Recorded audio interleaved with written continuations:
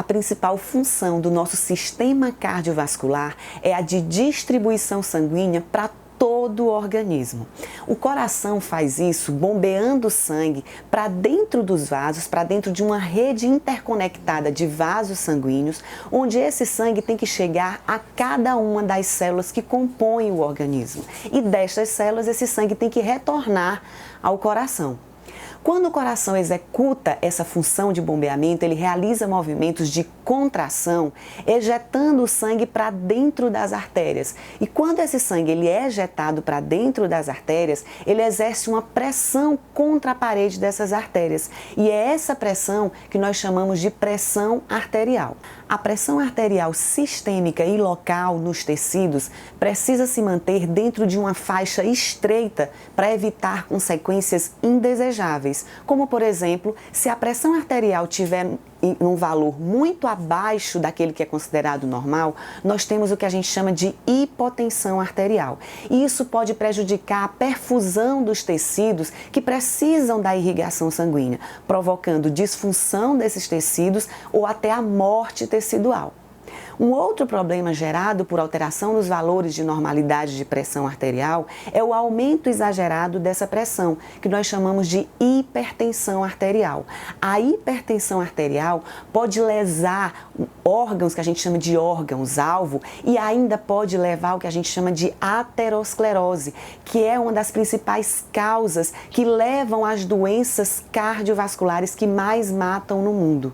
E é sobre esse tema, sobre hipertensão arterial, que nós vamos falar nessa videoaula. A hipertensão arterial, ela é definida como uma elevação sustentada dos valores de pressão arterial considerados normais. E os valores de pressão arterial considerados normais pelas organizações e sociedades relacionadas ficam abaixo de 140 por 90 milímetros de mercúrio, ou abaixo de 14 por 9, como comumente é chamado. Entretanto, a Associação Americana de Cardiologia, em 2017, lançou uma nova classificação para os valores de normalidade de pressão arterial. Olha só, a pressão arterial ela é definida por dois valores. Um primeiro valor que a gente chama de pressão arterial sistólica e o segundo valor que a gente chama de pressão arterial diastólica. A pressão arterial atualmente considerada normal pela Associação Americana de Cardiologia é uma pressão abaixo de 120 por 80 milímetros de mercúrio, ou seja, 120 de sistólica e 80 de diastólica. Para ser normal, essa pressão ela deve estar abaixo desses valores, segundo essa nova classificação. Quando a pressão arterial sistólica está entre 120 e 129 milímetros de mercúrio e a diastólica está entre 80 e 89, já é considerado uma pressão arterial elevada. Quando a pressão arterial está entre 130 e 139 de sistólica ou entre 80 e 89 de diastólica, a classificação nova já diz que você está em um estado de hipertensão arterial nível 1, ou seja, hipertensão estágio 1.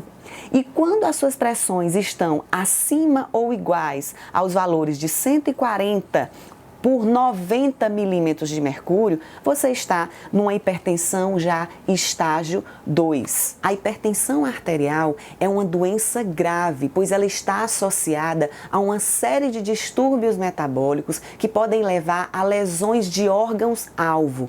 Está relacionada ainda, ou seja, pode levar o indivíduo a desenvolver uma série de doenças crônicas, como a doença renal crônica, a doença arterial periférica, o infarto agudo do miocárdio, a insuficiência cardíaca, o acidente vascular encefálico, o famoso derrame e até mesmo a morte súbita.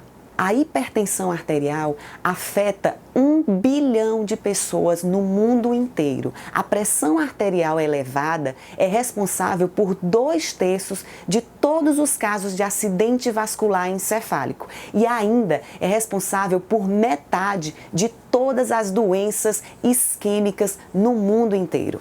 No Brasil, a hipertensão arterial atinge 36 milhões de adultos e mais de 60% dos idosos tem hipertensão arterial e mais, ela é responsável por 50% das doenças cardiovasculares. É uma doença de altíssima prevalência e difícil controle, pois ela é assintomática, conhecida como doença silenciosa. Os pacientes, as pessoas que têm hipertensão, não sentem nada, a grande maioria deles. E quando vem apresentar algum sintoma, a doença já está instalada há bastante tempo e isso dificulta muito o tratamento. A previsão é que essa doença no ano de 2025, até 2025, chegue a atingir 1/3 de toda a população mundial. A hipertensão arterial, ela pode ter duas classificações. A primeira nós chamamos de hipertensão arterial primária. Essa hipertensão arterial primária, ela é responsável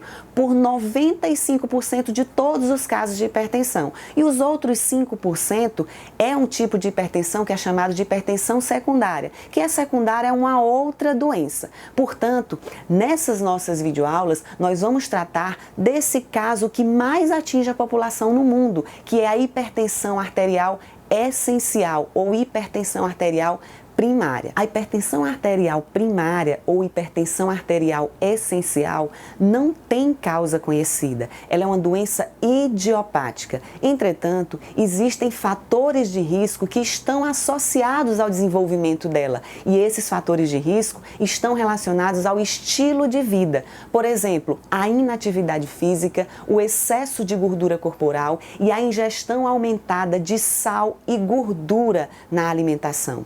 E a principal estratégia de abordagem, tanto para a prevenção quanto para o tratamento desse tipo de hipertensão arterial, exatamente consiste nas mudanças do estilo de vida, como nós veremos nas nossas próximas videoaulas.